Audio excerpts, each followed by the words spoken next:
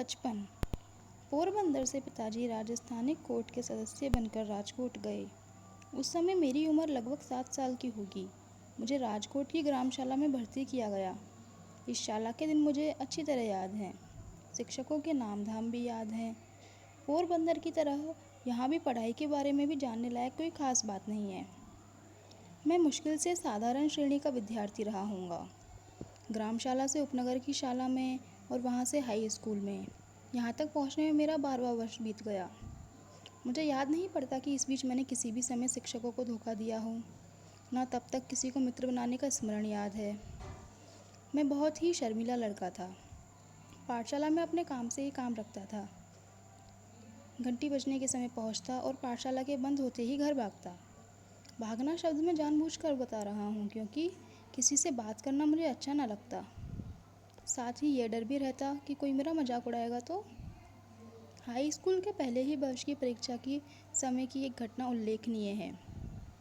शिक्षक विभाग के इंस्पेक्टर जाइल्स विद्यालय का निरीक्षण करने आए थे। उन्होंने पहली कक्षा के विद्यार्थियों को अंग्रेजी के 5 शब्द लिखाए। उनमें एक शब्द कैटल था। मैंने उसके हिज्जे गलत लिखे थे। शिक्षक ने अपने बूट की नोक मारकर मुझे सावधान किया, लेकिन मैं क्यों सावधान होने लगा? मुझे यह ख्याल ही ना हो सका कि शिक्षक मुझे पास वाले लड़के की पट्टी देखकर हिज्जे सुधारने लेने को कहते हैं। मैंने ये माना था कि शिक्षक तो यह देख रहे हैं कि हम एक दूसरे की पट्टी में देखकर चोरी ना करें।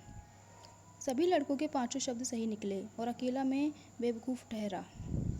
शिक्षक ने मुझे मेरी बेवकूफ़ी बाद में समझाई, लेकिन मेरे मन पर उनके समझाने का कोई असर न हुआ।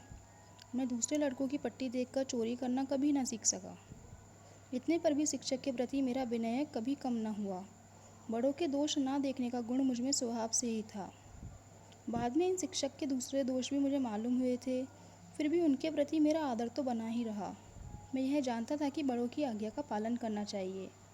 वे जो कहें सो करना, करें उसके काजी न बनना।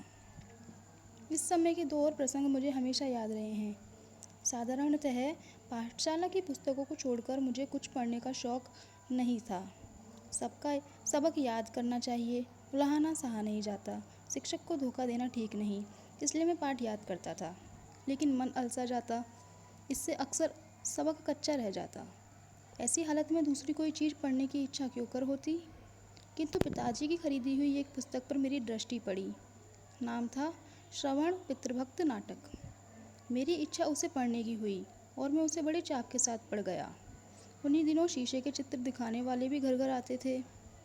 उनके पास मैंने श्रवण का वह दृश्य भी देखा जिसमें वह अपने माता पिता को कावड़ में बैठाकर यात्रा पर ले जाता है। दोनों चीज़ों का मुझ पर गहरा प्रभाव पड़ा। मन में इच्छा होती थी कि मुझे भी श्रवण के समान बनना चाहिए। श्रवण की मृत्यु पर उसके माता पिता का विलाप मुझे आज भी याद है। उस ललित छंद को मैंने बाजे पर बजाना सीख लिया था। मुझे बाजा सीखने का शौक़ था और पिताजी ने एक बाजा दिला भी दिया था।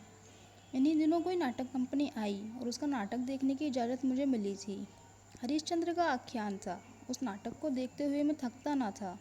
उसे बार बार देखने की इच्छा होती थी, लेकिन यूँ बार बार जाने कौन देता।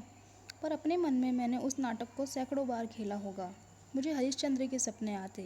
हरिश्चंद्र की तरह सत्यवादी सब क्यों नहीं होते, यह धुन बनी रहती। हरिश्चंद्र पर जैसी विपत्तियाँ पड़ी, वैसी विपत्तियों को भोगना और सत्य का पालन करना ही वास्तविक सत्य है। मैंने यह मान लिया था कि नाटक में जैसी लिखी है वैसी ही विपत्तियाँ हरिश्चंद्र पर पड़ी होंगी। हरिश्चंद्र के दुख देखकर, उनका स्मरण करके मैं खूब रोया हूँ। आज मेरी बुद्धि समझती है कि हरिश्चंद्र कोई ऐतिहासिक व्यक्ति नहीं था, फिर भी मेरे विचार में हरिश्चंद्र और श्रवण आज भी जीवित हैं। मैं मानता हूँ कि आज भी उन नाटकों को पढ़ूँ तो मेरी आँखों से आंसू बह निकलेंगे।